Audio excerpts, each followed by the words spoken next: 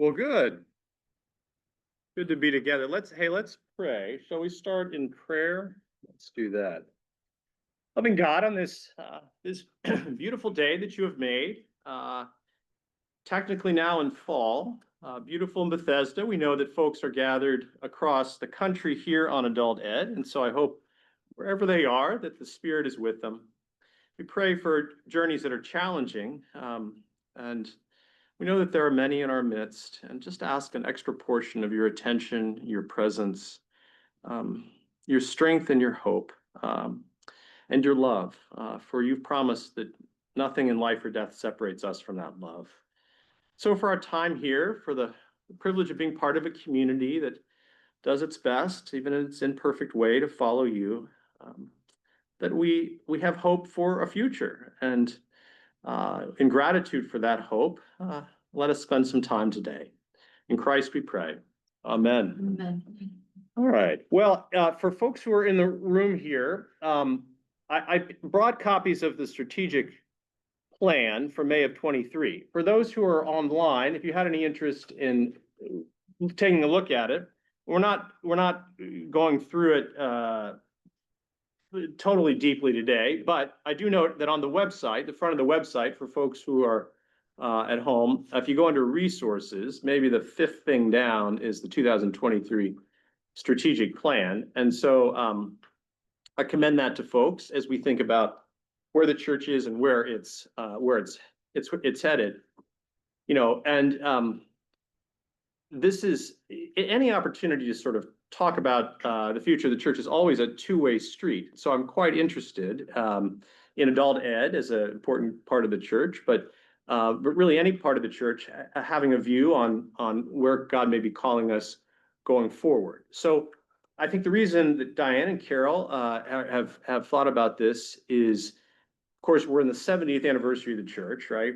And we're now in the final part of that celebration year. And so we focused, you know, in the spring on a bit on honoring where we've been and then lifting up voices in the present over the summer. And now we turn to the future. And that it was punctuated by the gathering last week, the 70th celebration last week. And that had a lot of a kids focus to it with the bounce houses and other things, recognizing as we think about the future years of the church for us now, and also for the church we hope to lead and leave for future generations.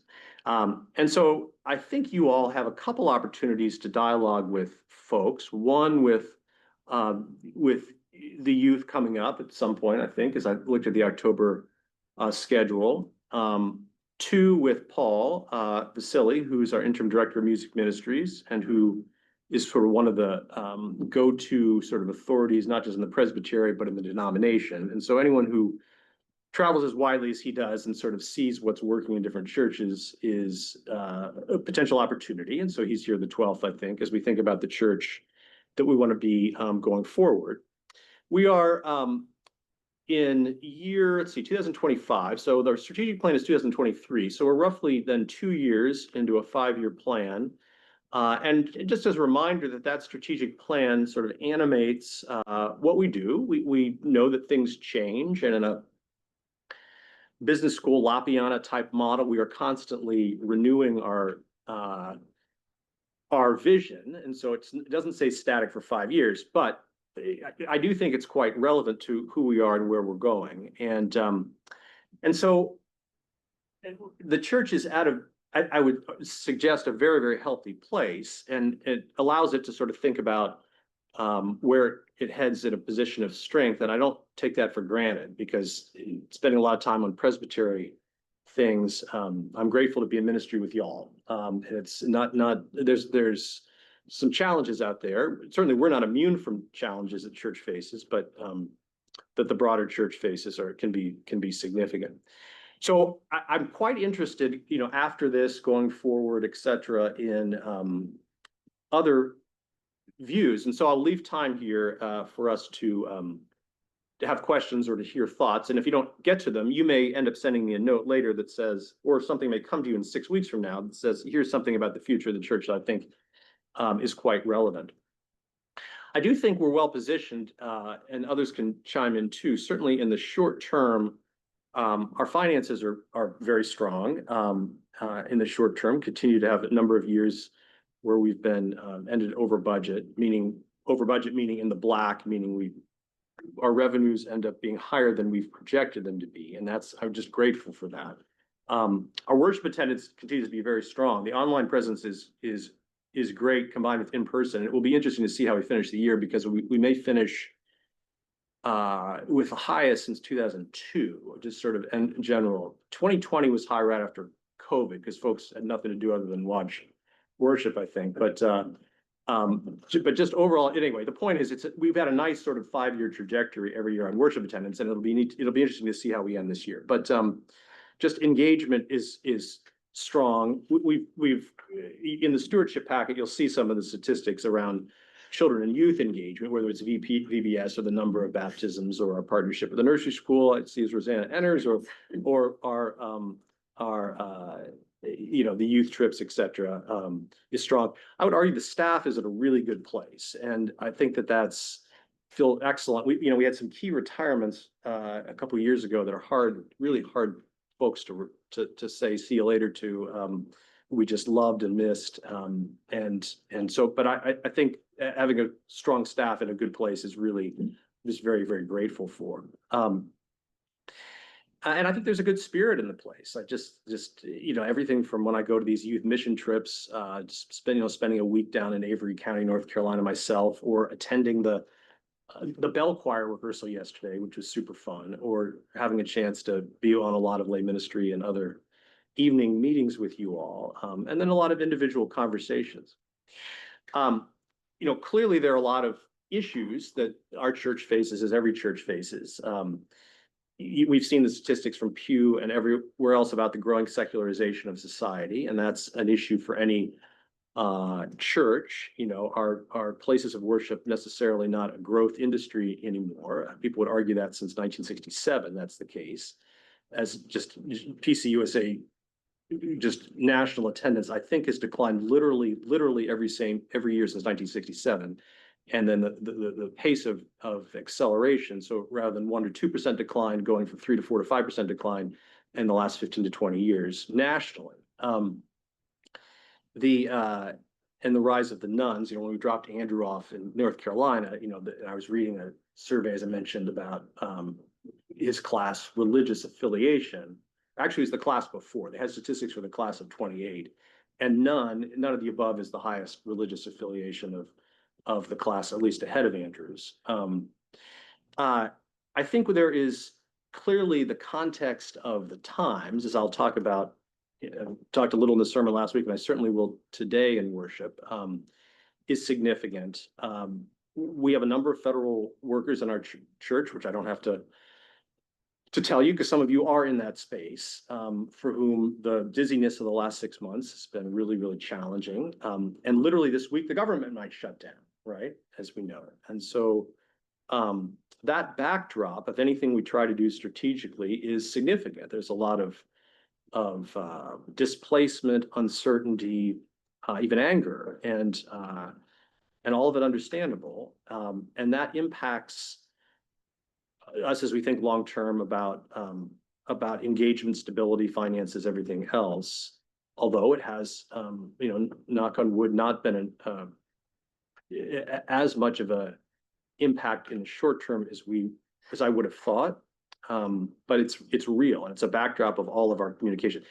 Just impact in terms of Bradley Hills Presbyterian Church. The impact on individuals has been significant, and I have a lot of pastoral conversations about all sorts of things related to people directly impacted. And then there's a whole other level of folks who may not even be directly impacted, meaning that they're not a federal worker, for example. But clearly this time is very, very challenging emotionally to many of us. Long term, the existential challenge of the church has to do, I think, as much as anything with the building, which is both an incredible blessing.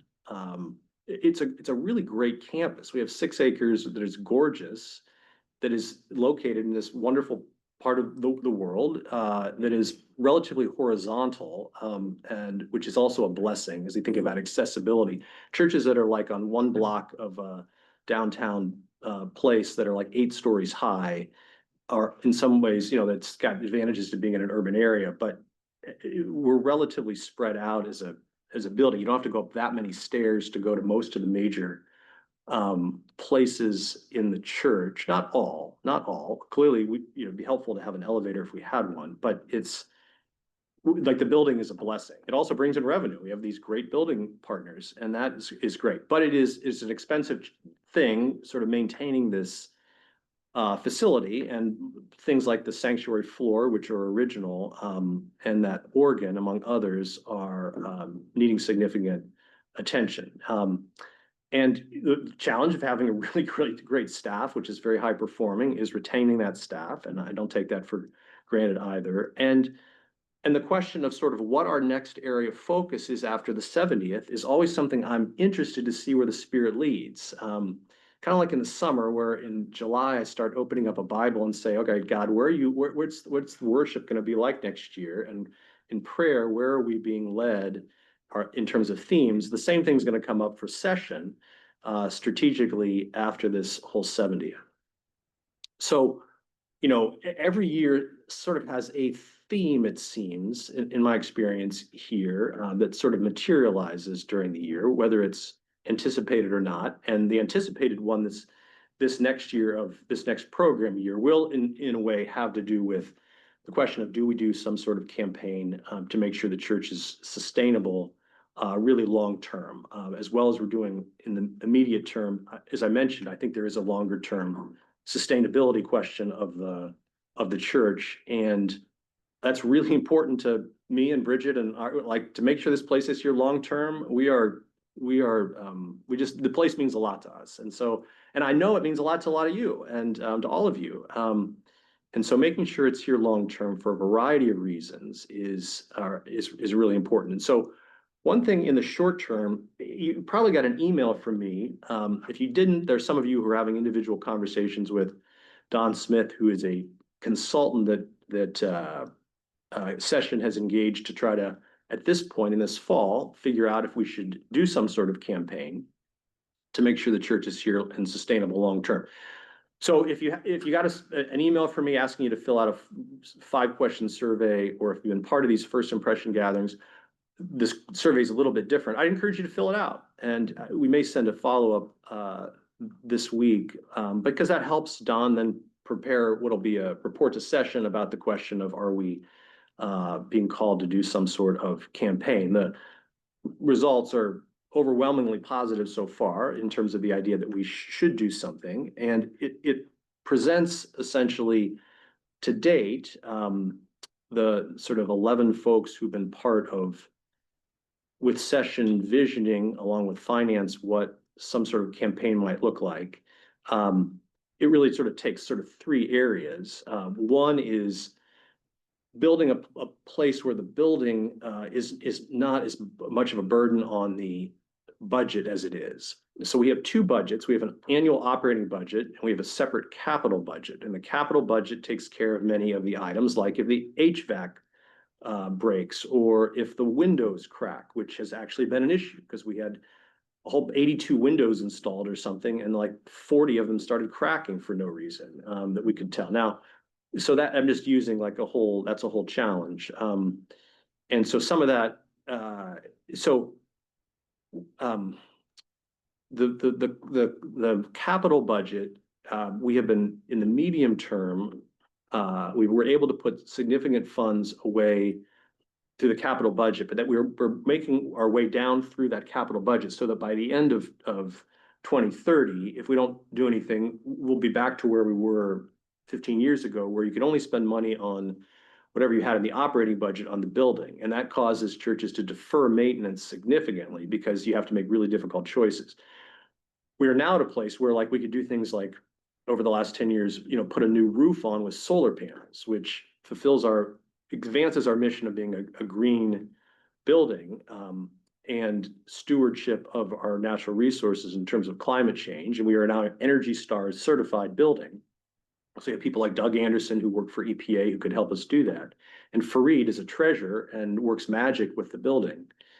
But it also saves a lot of money because your electricity bills, once you have solar panels on the roof and you have insulated windows and a new roof are much lower. Your utility bills are a lot lower. So things like that, where there's mission meets long-term sustainability in the building, are really good. We've not had to defer. We were able to make some investments in that, and we're trying to make sure that we can continue long-term with a green, sustainable, revenue-generating resource that we love in the building, as opposed to having to make really difficult choices around the building. So another example, in 2007, you all did, before I got here, the Two Roofs campaign, because the lantern in the sanctuary started breaking and cracking and leaking, and water started coming on the chancel. The reason why, as I understand it, if you go during the week into the sanctuary, there are cloth covers for everything, is because if that lantern breaks again, you want the sanctuary table, that round communion table made of wood, to be covered with something so that it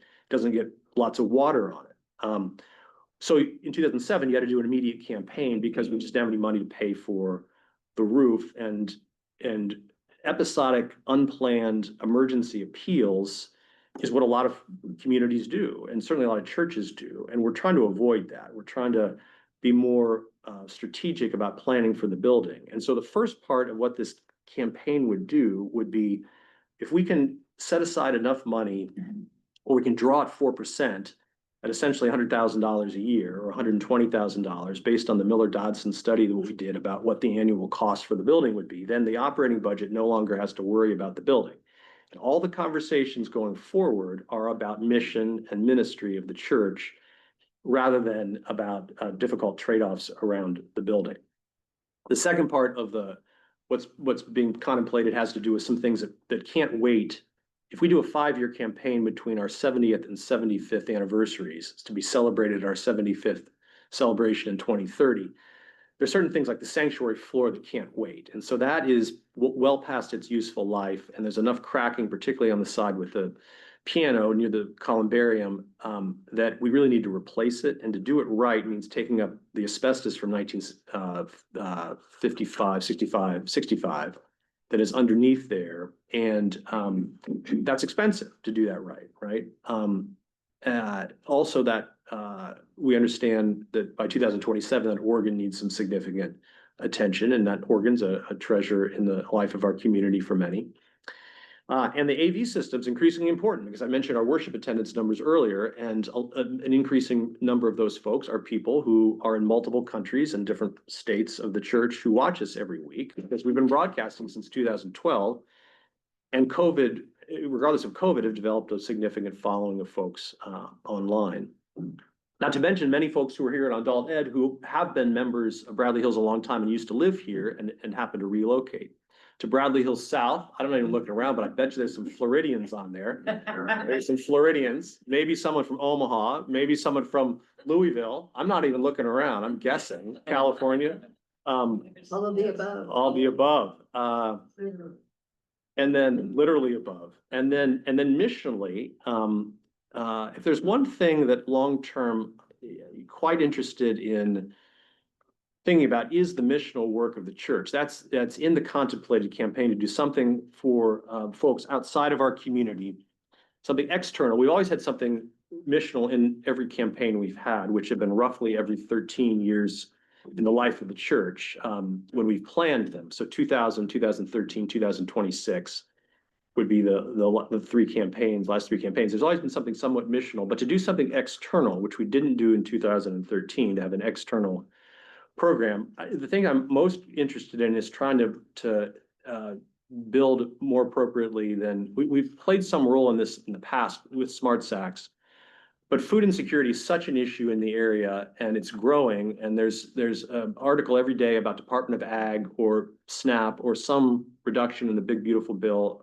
or others around payments to or support for food supports in the area. And it's an issue that disproportionately impacts communities of color, and it's a real issue in Montgomery County for kids. And there's nothing in the summer, once you can't get free and reduced lunch when school is out, if kids aren't attending school. So filling that gap is an active conversation we're having with several of the food insecurity partners that we have, of which we have a strong history with Bethesda Cares, Bethesda Help, Feeding Families in Anacostia, and certainly what is represented in the room that I'm sitting in now, which is Smart Sacks, which meets, it's going to start up in another week or so to try to deal with food insecurity in Montgomery County in this room. So in this room, that starts in this room when the sacks are made and then they're taken to different schools on Monday or Tuesday. So that food insecurity is a high opportunity for us that's contemplated in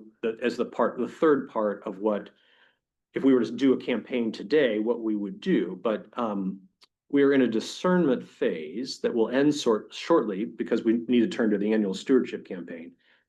And so fill out the surveys. You get an email from Don, plan time to talk to him. But most folks, the best thing to do is just fill out the survey online.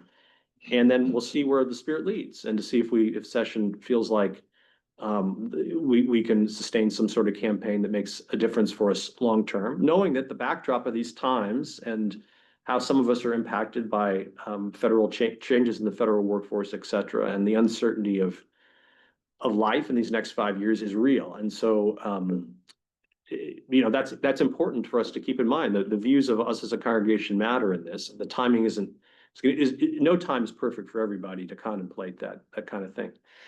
We're in the midst of a search for a music director, just switching topics. Probably will be on the comm side in a few months, although I think we're at a stable place there. But you all will talk to Paul in a couple weeks.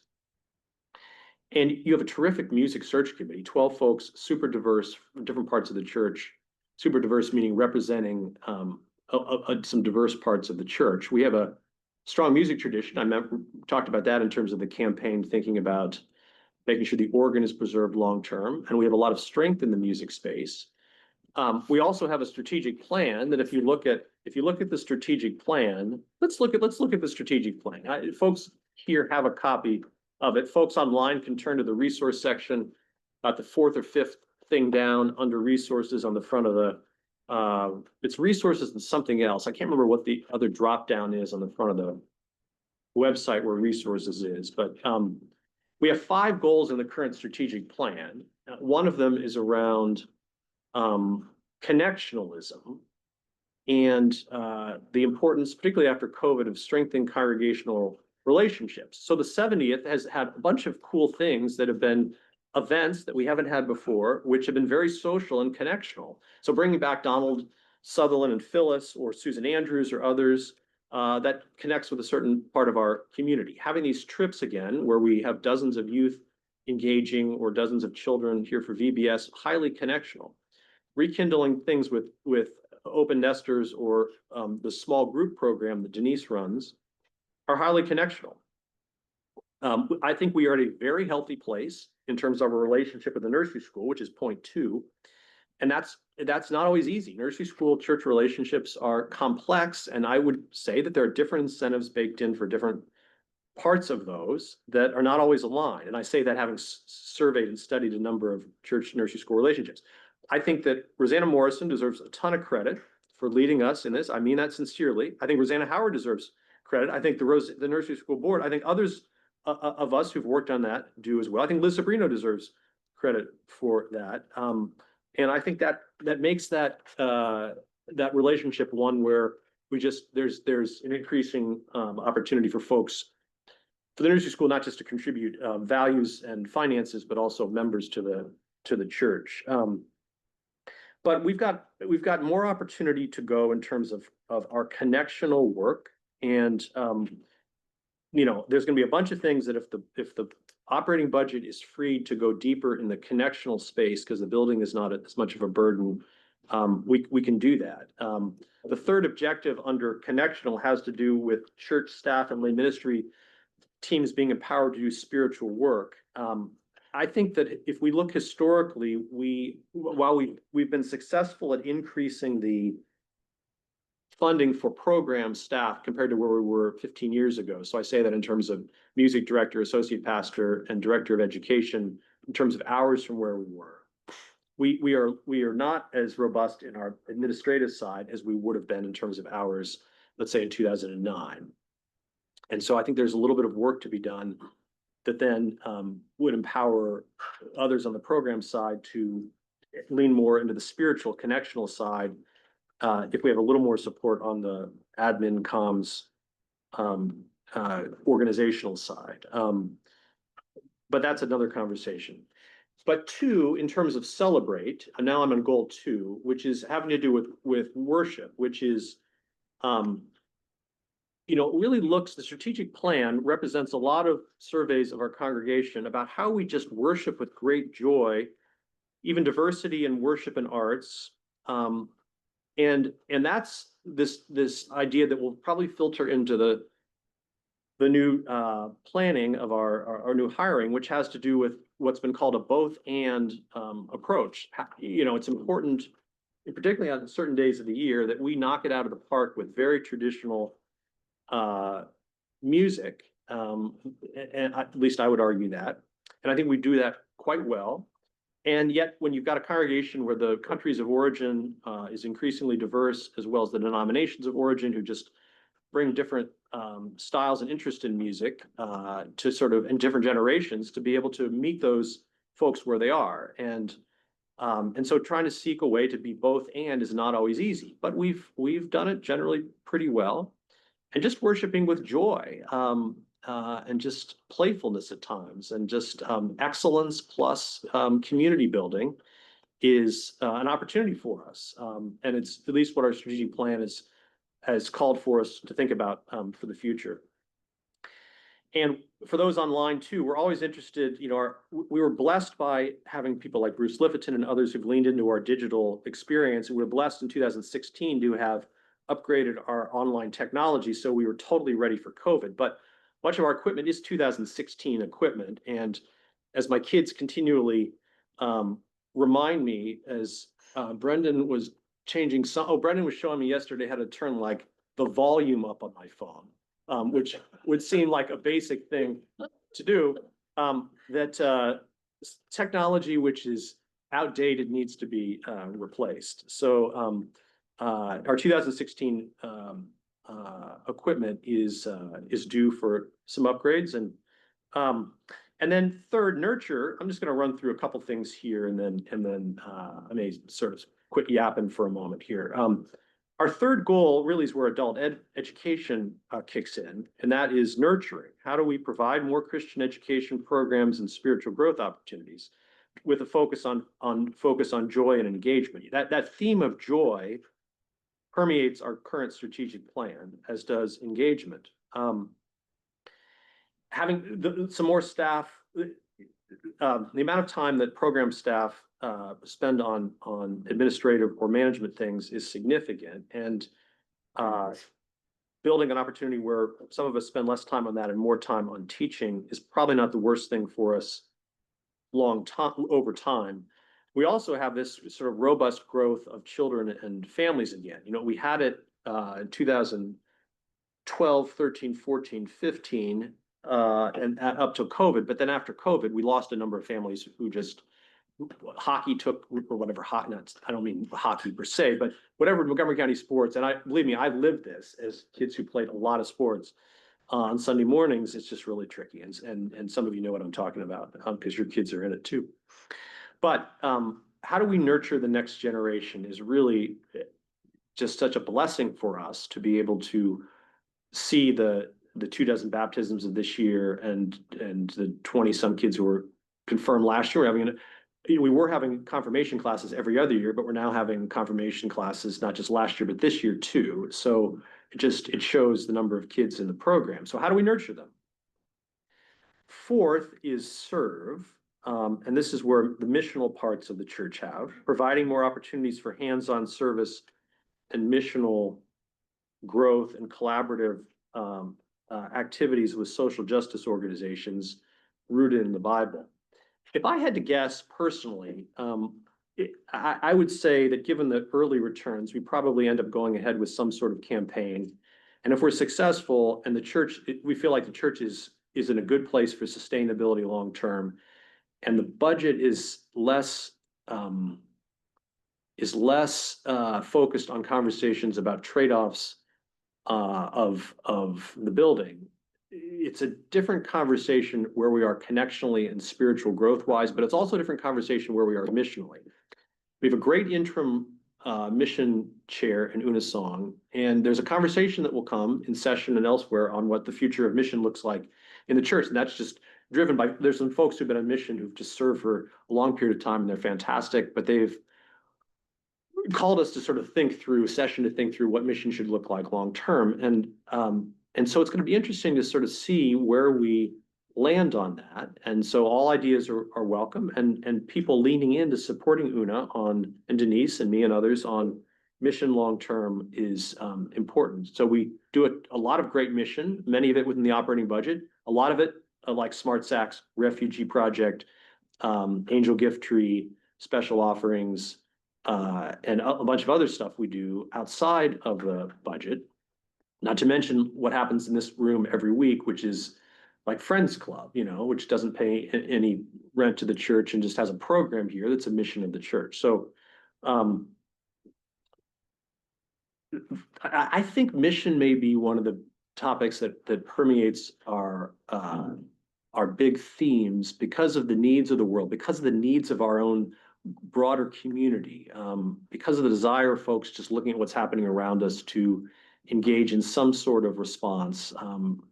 And because of the heartbreak in Gaza, whatever it is, I think mission will be a upcoming point of big focus for us going forward. I'm also pretty psyched to do some trips again. It's not just because Diane pulled out a brochure from St. Giles, although that doesn't hurt. But the 2016 Scotland trip was awesome, and you don't have to twist my arm long to go back there. But in 2019, when we did the Cuba mission trip with BJC, and when we planned the November 2020 Holy Land trip, a November 2020 trip to the Holy Land was not possible because of COVID. And the Holy Land's all obviously complicated right now too. But we've got these three congregations that are going well, and the increased growth of what we do interfaith-wise. Brendan and I went to interfaith basketball late afternoon yesterday, which was great over here on whatever park that is. Means that some of these countries of origin of the folks in MIC provide folks mission opportunities on the ground, in addition to some great stuff that we are doing. I mean, any chance I get to talk to Carl Klontz, and I know there are folks on this call who have been supportive of the work that we've done globally in terms of changing the lives of folks in Africa, in terms of solar panels on schools and hospitals, in Carl's work, and gratitude again. There are folks on this call who've supported that don't incur, like people doing cool things. Robin Neidard's missional work on microfinance in the third world. They're just really cool mission projects that people are doing in the church that are worth thinking about, and for us to visit as a group and for us to engage in. So the youth conversation is currently about Guatemala, and you know, I just, like, on the mission side, there's just a lot that I would say the next couple of years will be really ripe for us to lean into. So I'm going to pause there for a second. Only God knows the future, right? We're in this future part of the 70th. I can think of a couple things. Ideas are welcome over time. Fill out the survey from Don on, as we think about the sustainability of the church, and a campaign that between now and next June will be a theme of the church. It's a 5-year campaign, so we're asking folks to think about between now and 2030, 2031. But if we enter if we're successful in that really does change all our conversations on mission and ministry going forward. And I'd be pretty excited about that. Plus, passionate about making sure this outpost of Christ is here long term. And as we think about some of the hires, certainly the music is the one that we have this year, but others about where we're headed, and then things that you see in the strategic plan. I guess the last thing I will say after serve, I suppose I should finish the strategic plan, is steward, which is care for God's creation, inspire the congregation to share God's resources for God's work, and maintain and improve the facilities. The strategic plans contemplates a celebration of the church for its 70th year in 2025, and fundraising efforts to secure BHPC's financial future. And some of the things that are being talked about and are in the survey from Don, and other things that we're talking about in terms of a potential campaign, are the exact things that are in on page 10 of the strategic plan that session contemplated in 2023 out of the surveys than it did of the congregation in 2022. But hey, I'm interested in other thoughts and dialogue here. So I've been yapping for long enough. Other thoughts could be shared, but let me just stop there and see what questions Diane or others or thoughts other folks have for now.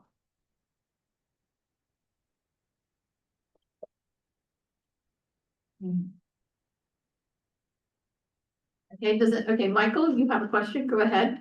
Yeah, actually, it's more of a comment. Thank you so much, David. That was very informative. I wanted to use this as a plug for next week because we just heard you talk about how, how wonderful our church is doing. That's not the case nationally. And Ryan Burge, who is an expert in nuns and in church attendance, is going to be speaking next week. And I think it will be a nice bookend for our discussion today. Thank you. Thanks, Michael. Yeah, that's going to be super interesting. And throughout October, I think you all have planned some really good programs that, lean into some things that are going on trends wise, things going on in our church and broadly, but I don't want to I don't want the moment to pass without sort of saying that clearly there's also some great things going on in a lot of churches, and some entrepreneurial work that the denomination is doing. And even though the denomination has had to make really tough choices in Louisville at our national headquarters and at the presbytery level on some programs, we continue to be one of the strongest supporters of the presbytery in terms of funding. We're now one of the largest churches in the presbytery, and we haven't necessarily grown exponentially our own membership over the last 20 years, but just by holding steady and maybe increasing a bit annually in a context around us that's changing, we've just risen on the sort of relative number of churches that are our size or more. But even beyond the size, from a financial contribution standpoint, we do bat above our weight in terms of our contribution to the presbytery in terms of funding and some other programs within it. You all have supported, and I would encourage you to continue to support the Reformed Institute of Metropolitan Washington. And we've connected on from a racial justice standpoint. That's another missional part of our church. That next week, I think in this room, no, down the hall next week after worship, we will have our anti-racism policy. But there's some important things going on nationally in terms of how we think about the Office of Repair of Historic Harms, which you all have had and folks speak of, and Jermaine Ross and others. So there is important work going on broadly in the denomination. And Kirk. in that vein, what do you see as or understand to be some of the distinctives that put Bradley Hills in one category compared to the category of churches that have struggled or have even left Presbytery or denomination overall, or outside of the Presbyterian tradition? What is it you see that has helped Bradley Hills sustain its membership, grow its engage young people and younger families over time, when I think a lot of churches have struggled to do that? And are there some observations you have about things that we're doing well and we need to make sure we keep doing, or there are opportunities to try some things that others have tried based on your understanding of what's happening around the country? I mean, it is a great place to be in ministry, and it's a blessed place. And so, God has a vision for God's church long term, and we're part of it. We're one part of it. And so at some level, the Spirit moves, we're all along for the ride at some level. But I don't want to take the theology out of, and I also think some churches, when some churches have the growth of membership isn't what they'd hoped, and they revisit what the church building is about, and it turns into an affordable housing community. There are books now written about changing church buildings from worshiping communities to nonprofit or other kinds of activities that support communities. At one level, there's some sadness in that. On the other hand, you know, it also meeting important needs in communities. So it's not all about the numbers, and the mission can change over time for a particular community. Bethesda as a community, not all of our we have members from a variety of places, and the online community clearly have people all over the world. But there are a number of folks in Montgomery County, and Bethesda as a community is a just great community. And Chevy Chase and Rockville and Olney and Gaithersburg, Montgomery County is just a wonderful place. And so that has been helpful at some level. It's been rooted in a community that is I think thrived, or a county that's thrived at some level. There's been some stability of involvement in the life of the church, but I think folks would say has been important. We've got some members who've stayed as engaged in this community for decades of their lives, and we honor that every spring in our longtime members, folks who have sustained it and made commitments to it, and you all are part of that as well. Certainly some folks have chosen to give sacrificially financially, but also of their time to a number of ministries in the life of the church. I would say we've got some folks, as I look around our staff in the past and in the present, who could do a lot of other things, and have chosen to be in ministry together with us in our church. I think that of multiple folks on the current staff, and I know as I think about having done ministry with the Joni Friends and Amy DeCourts and Linda Reynolds of the world, who chose to volunteer time, but also be on staff, who had a lot of other options of things that they could do and just chose to be in this particular place. I think the campus is awesome. And the fact that we've got some building partners that sustain significant revenue, 10% of the overall budget, and is just a total gift. So while we do not have a huge historic endowment, there are a bunch of churches, including my home church in Dayton, Ohio, which have 20 to 30% of their budget comes from invested funds. And we used to have more debt than endowment, right? Because we borrowed $520,000 for Celebrate the Light to build Covenant Hall, and our endowments weren't all that big. And now we have no debt, and these growing endowments and hopefully significant funding if we're successful in the campaign. While we don't have a huge percentage of the budget that comes from invested funds, very few folks have the partners who are not just missional partners, but who contribute financially to the life of the church. And so recruiting and standing up a mosque here adds to a nursery school and Jewish synagogue, which has been here, BJC 1967. I mean, what an incredible, God is good. What an incredible partnership that stands the test of time. And we're grateful for BJC.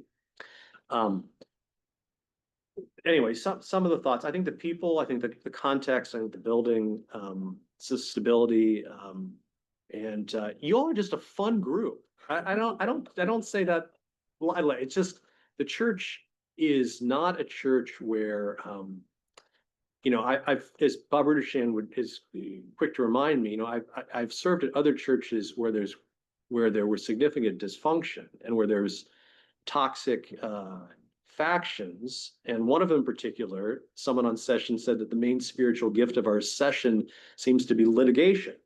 You all are just a great group of folks. It's a loving group. It takes God seriously, but generally you don't take yourselves too seriously. There's a mix of professionalism and informality and bringing heart and head and just caring, but also being forgiving. It's generally that it makes it easy to love you all. You sort of have that grace towards each other generally. So I don't know, Kirk. I don't know if I have any answer to it, but it's a good question. Anybody notice there was one thing that Dana did not mention? Yeah, well, I guess that's where I would pick up on your comment. You ended with grace, and I think that I've been a member a long time. It's the big umbrella.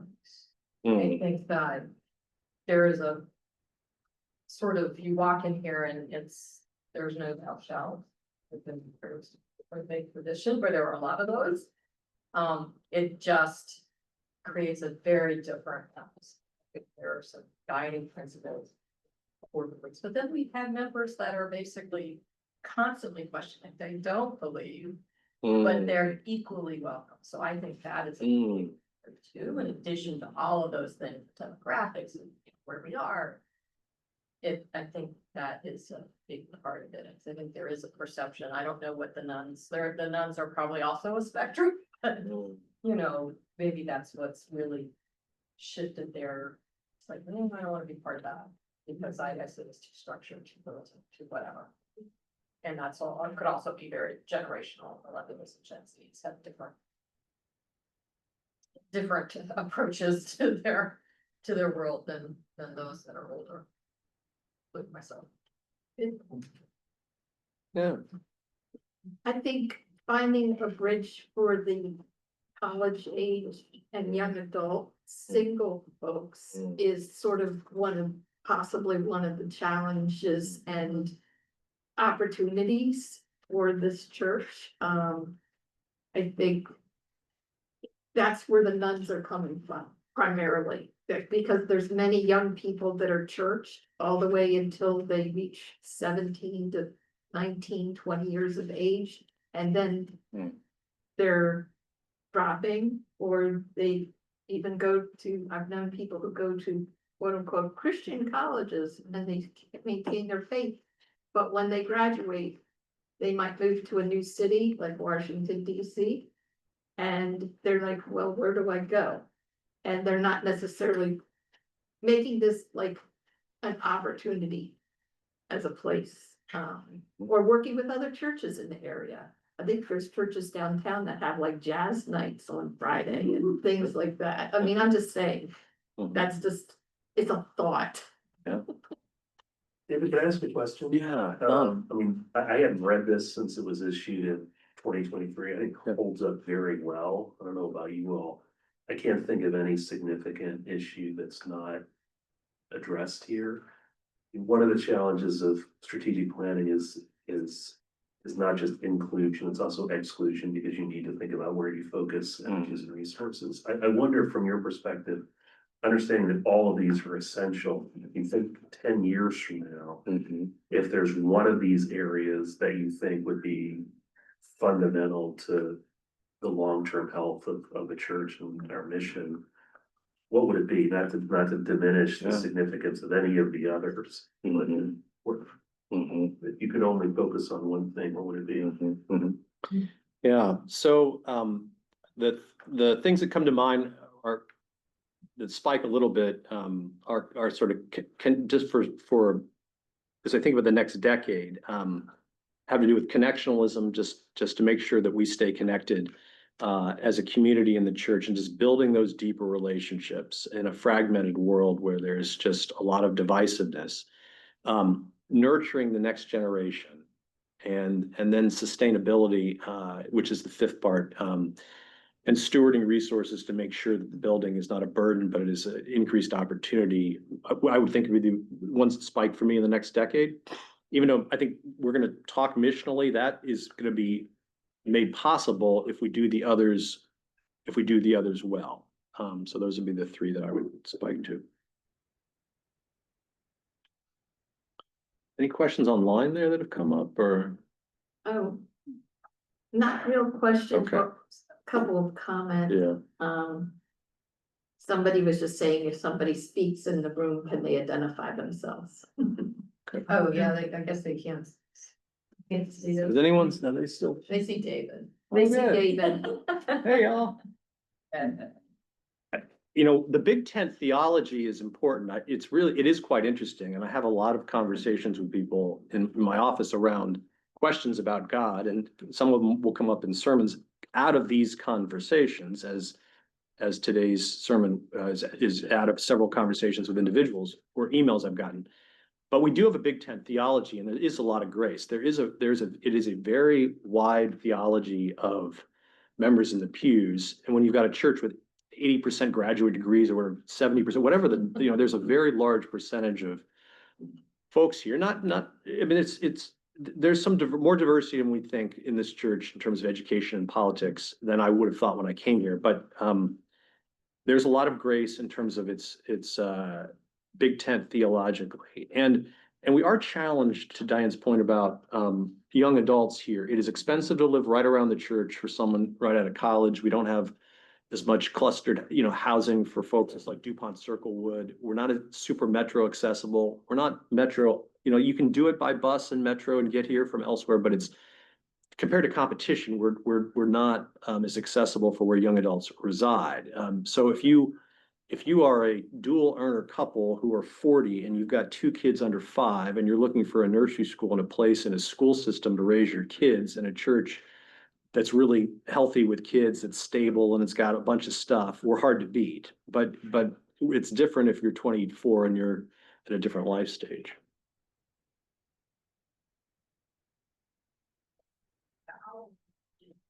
Yeah, David, this would be a big picture question that I'm actually a little hesitant to raise, because there are many ramifications from it. yeah, Given the political status of our country at this point, yeah. where do you see the church? That would be Bradley Hills Church, Presbyterian Church, or Big Picture Christian Church. Yeah. Where do you see that as working itself out as years go forward? I'm particularly aware that there has been a confluence of what is called Christianity and politics at this point, which I personally find very troubling. Yeah. I'm Ben Franklin to any who cares, so. Yeah, Yeah, we care, Ben. That's right. Yeah. I'm with Kirk. We care. is that question Yeah. legit? Any question's legit, right? And if one person's thinking a question, 4 people are thinking any given question. So, and I'll lean into that in worship today, but,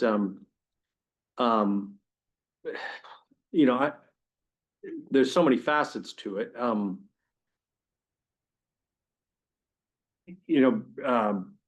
The Bradley Hills is part of a denomination, which is an increasingly homogeneous political denomination, and nationally, I mean, the acceleration of folks leaving the PCUSA today usually spikes with particular social issues. So 2011 and 2009 decisions to allow for gay marriage and for the ordination of gay and lesbian clergy accelerated the departure of Southern churches, many of them large. And so that's where the numbers sort of move from 2.5% and 3% to 4.5%, 5% of annual decline, because entire churches are leaving. Well, that's ended. And I'm not sure there's another social issue that is as ripe that the denomination is likely to fracture over, although who knows. But the church, there's some signs that the church is, for young folks, I'll be interested in what your discussion next week, because I think there's some increase of spirituality among young adults that at least the things have bottomed out a little bit, and the rate of decline will not be as quick nationally. It'll still be the case demographically, just because we're weighted, just like given the actuarially the membership numbers of where ages are in the PCUSA. But there's some good news in terms of young adults going back to church and taking faith seriously nationally. I'm interested if Pew sort of says that. We're not just theologically forgiving or tolerant or diverse, as Tracy indicated. I mean, I'm surprised by the views in the pews around politics, as people will share with me behind closed doors. Even though the majority of folks in Montgomery County is a blue county, and the church reflects that majority-wise, no question. But there's different views of how they view the current administration, even by generation, and then on the question of I just want 1 hour a week where I just don't think about this stuff that I'm bombarded with the week, and stop talking about it. And so, so even regardless of people reside, there's just some fatigue. And so all that sort of factors into some conversations and feedback that folks have. And yet, the context we are in is on the minds of lots of folks, hence your question. And so we try to provide some guidance either personally or in worship and try to channel that. And in terms of, there's a number of us doing stuff that doesn't necessarily done through the church in terms of reacting, I'll just put it that way, to what we're doing. And I'm grateful for some folks in this room who are engaged in that. And yet there's a role for the church to play, and things like the action forum today after worship speak to that. So, you know, part of it is like, there's 2026, there's 2028, and that has a huge difference in the answer to your question, right? You can foresee a scenario in 2029 that is very different than if the scenario goes a different way, or even 2026, or particularly 2028, 29, that answers the question in a way that has huge ramifications for our church and our members, many of whom work in the federal government and are impacted directly by what's going on, and would be impacted in a different way depending on if things go differently in the next two years. But pastoring to a diverse theological and diversity of perspective in this area, to your question, Ben, is a fun but interesting challenge. But this is Tracy Yeah. Rankin for the online audience. Hello, everybody. Saying it again, just for that though, I guess I would encourage us to think really, I mean, because with everything that's going on in this intermixing, if you will, of Christianity and politics, I think it's important for this denomination and the other main, to be a different model. If the nuns are only seeing the Christian nationalist viewpoint or some other, you know, high profile model, if you will, of how to follow Christ, I think that I would say it's important for us to put an alternative on it. Yeah. That is a little, that, you know, there are sort of central tenets, but then there are certainly, when you get down rubber hits the road in terms of practices and beliefs and all of that, Yeah. that there are other pathways Yeah. to more about. So it's 10:15, and I need to put on a robe and go pray in 9 minutes, I think, before the prayer. And there's a bell choir. That dovetails very well to what will be a center point of worship, providing an alternative of growth of the kingdom that is an alternative, at least on one or two of the public issues in the last 2 weeks. And you'll hear that if you stay for worship, or if you're at the 8:30, some of you at the 8:30, you heard some of that a minute ago, which builds very closely to what Tracy said. I do think that when I keep talking about doing the good in our time that we are called to do here, it's largely out of that context of providing an alternative, even amongst the diversity of perspectives that people come into my office to share. I do think there's a united thought about providing. Everyone's in agreement about some of the toxicity, challenge, etc. People can disagree sometimes around some of the remedies on some of the specific policy issues, but providing an alternative sense of where Christian values are for that next generation, you know, and some of us live that very acutely, you know, with members of our broader family system and some of these challenges, which impact them. There's some folks in your own family systems who are impacted by certain different policies that are challenging. But providing an alternative to that is a really good framing, Tracy, and I hope we do that. We have something to offer, I think, that the world is hungry for. And I mean, behind your question and Ben's is hopefully the world moves in a place where a couple of years from now, you know, this church is sustainable and can be a beacon of really modeling something, it's not all on one church, obviously, but be part of a movement to model something very different. And I think part of what you do well, mutual forbearance, but also living Christian values, which, you know, provide, I think, a more authentic, to my judgment, a more authentic description of how Jesus lived and would have us live than what we sometimes see, is really important. Loving God, I give you thanks for this time and for each and every one of us who are gathered, everyone gathered here in person and also online, that we might lean into our faith and take seriously our calling. What does it mean to be a Christian community? Not a perfect one, but one that has a lot to offer, has a very bright future, and that we may do our part to sustain it long term, to support each other and to provide a community that does the good that we're called to do in our time, and to provide an alternative to places where that's needed, and makes the kingdom come just a little more on earth as it is in heaven. In Christ we pray. Amen. All right, dear friends, thank you. Thanks each and every one of you. Sorry to run. Dr. Brian Burge. He will be talking about Thank you all. the nuns and hope you join us. The nuns. Hey, Kirk, sorry to run. I'm gonna go. Yes, that would mess up a lot of things. Be well. Yeah. All right. Take care. See you later. But now- Grab the extra.